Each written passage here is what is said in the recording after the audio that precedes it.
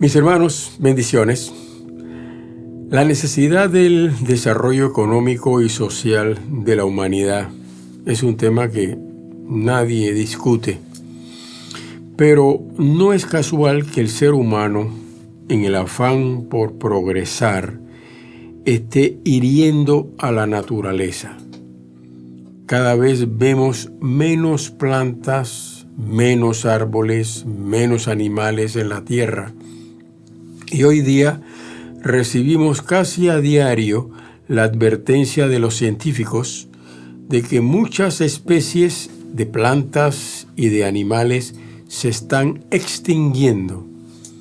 Algo parecido está ocurriendo con los principios y valores. Solo preguntémonos, ¿qué pasa si declaramos firme y públicamente nuestra fe en Dios? Pronto surge la burla y hasta el menosprecio.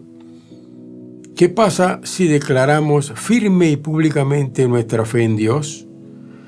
Si nos estaban considerando para un ascenso en nuestro trabajo, quizás ahora nuestros superiores van a pensarlo un poco más.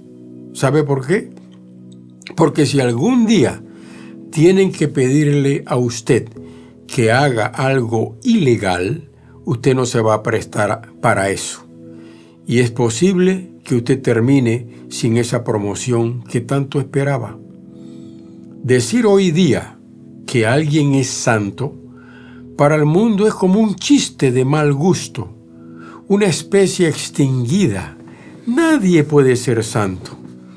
El santo es un aguafiestas, entre comillas. Pero, ¿será posible que el ser humano pueda ser santo? ¿Qué significa ser santo? Quisiera hablarles sobre el tema la santidad, un artículo pasado de moda. Y queremos hacer referencia a Levíticos capítulo 11, versículos 44 y 45, y Primera de Pedro capítulo 1, versículos 13 al 16, que nos hablan sobre esto. Se nos habla de santidad. Y ellos dicen, y seréis santos porque yo soy santo, dice el Señor. Aquí encontramos a un Dios que ordena a sus hijos a ser santos. Y dice, porque yo soy santo, ustedes deben ser santos. Esto pareciera muy difícil, pero vemos a Dios exigiéndonos algo que es atributo de Él. Pero si Él lo exige, es porque también nos ha dado la posibilidad de serlo. Hemos escogido dos porciones que hablan de lo mismo, una en el Antiguo Testamento y la otra en el Nuevo Testamento. El principio no significa exactamente lo mismo en ambos testamentos. Bajo la ley, el pueblo hebreo veía la santidad como la separación de lo inmundo para consagrarse a Dios. En el Nuevo Testamento el concepto de santidad va más allá. Es el estado de quienes por la fe han sido unidos con Cristo. Es también una cualidad moral del carácter y de nuestras obras, una cualidad de aquellos en los que mora el Espíritu de Dios. Y debido a la morada del Espíritu Santo en ellos, entonces participan de la naturaleza santa de Cristo y desean ser guiados por Él. En Romanos capítulo 1 y versículo 7 y 1 Corintios 2:2, Pablo inicia con la siguiente expresión: llamados a ser santos. Vemos claramente que la santificación es el fruto de haber aceptado el señorío de Dios. Somos santificados en el momento en que recibimos a Cristo en nuestro corazón. Y de ahí en adelante se inicia un proceso de mayor crecimiento en la santificación. El apóstol Pablo no estimó que él mismo ya lo hubiera alcanzado, pero sí reconoció que deseaba fervientemente agradar a Dios día tras día. Pero una cosa hago, escribió, olvidando ciertamente lo que queda atrás y extendiéndome a lo que está delante. prosigo a la meta. Por eso es posible ser santo, porque no depende de nosotros. La santidad viene de Dios y esto se alcanza mediante la renovación diaria. Dios se agrada de nuestra consagración y de nuestra dedicación. 2 Corintios 3:18 nos enseña: por tanto, nosotros todos, mirando a cara descubierta, como en un espejo, la gloria del Señor, somos transformados de gloria en gloria, en la misma imagen, como por el Espíritu del Señor. Cuando Dios cumplió la petición a Ana de darle un hijo, ella dedicó su hijo al Señor y adoró. Y mire lo que dijo: yo, pues, lo dedico también a Jehová, todos los días que viva, será de Jehová. Esta fue una consagración de santidad. Dios nos da como ejemplo la absoluta perfección de santidad en su carácter. En Dios, todos los elementos de su carácter actúan armoniosamente en el ser humano. La santidad es también el actuar armonioso de los elementos del fruto en el Espíritu Santo.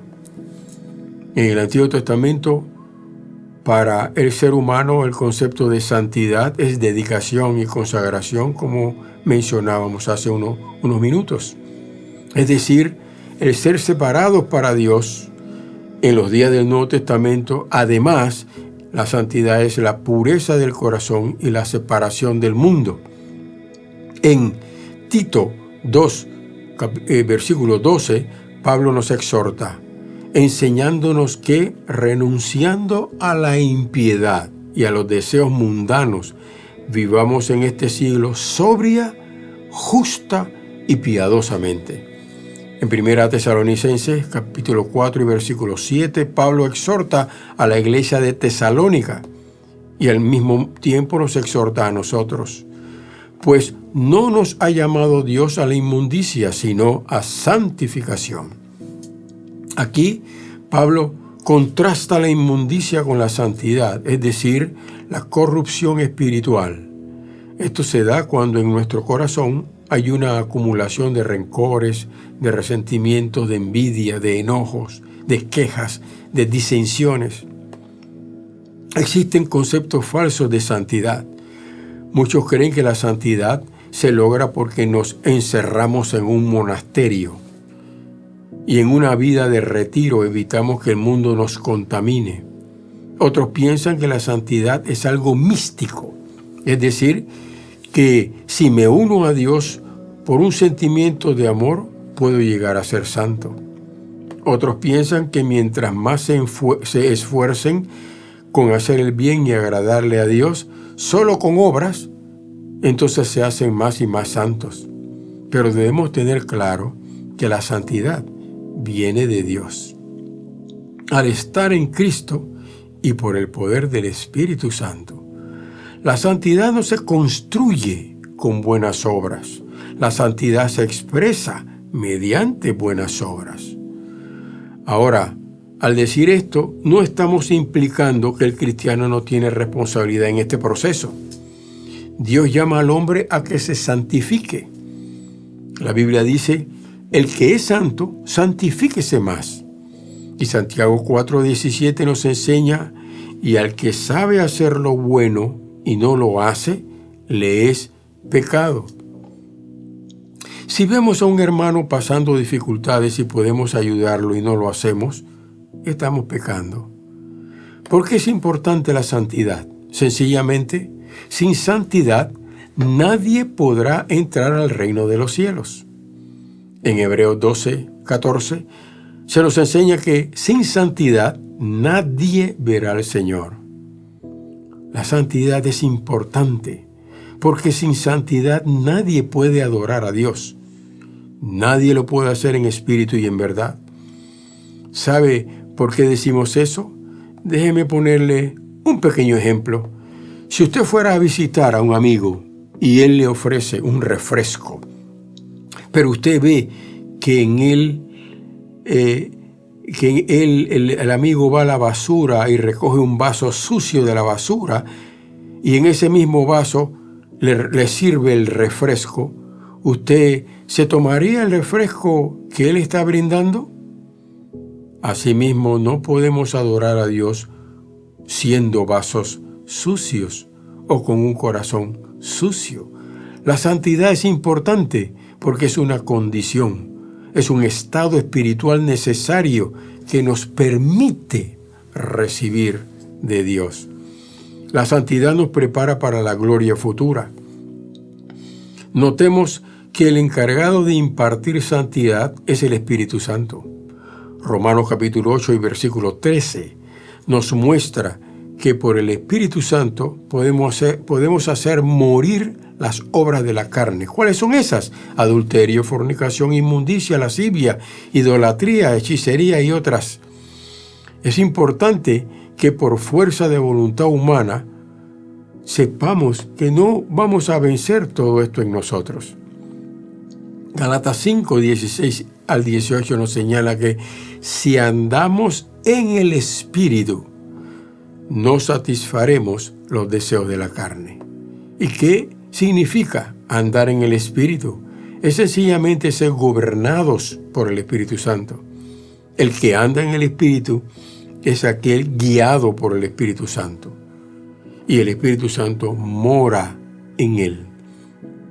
En la medida en que el cristiano se someta a la obra del Espíritu Santo mediante un acto de fe, podrá estar seguro de tener una continua victoria.